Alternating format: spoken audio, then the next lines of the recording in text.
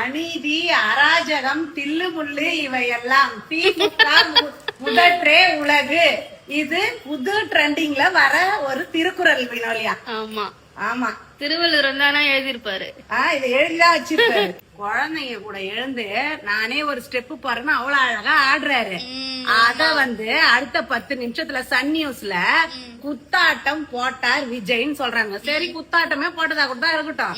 இவனுங்க வீட்ல எல்லாம் குத்தாட்டமே போடலையா? அந்த கிழப்பையன் எழுந்து வண்டியை டொர்ரு டொர்ருன்னு முழிக்கிறாங்க. அதெல்லாம் குத்தாட்டமா தெரியலையா?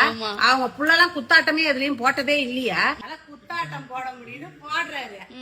இந்த திமுக அரசுனா திமுக அரசுனா தெரியுமா? இப்படியே நடக்க ரோபோ மரியாதை நடந்து வருவாரு. வீட்டு விட்டு வெளியே வா.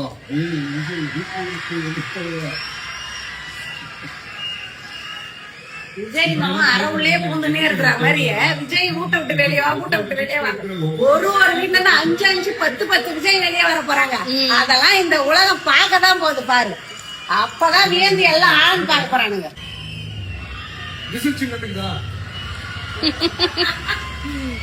விஜய பத்தி பேசி பேசியே டயர்ட் ஆகி போய் திமுக இருக்கிறவங்க எல்லாரும் போயிட்டு விசில் சின்னத்துலதான் அழுத்த போறாங்க.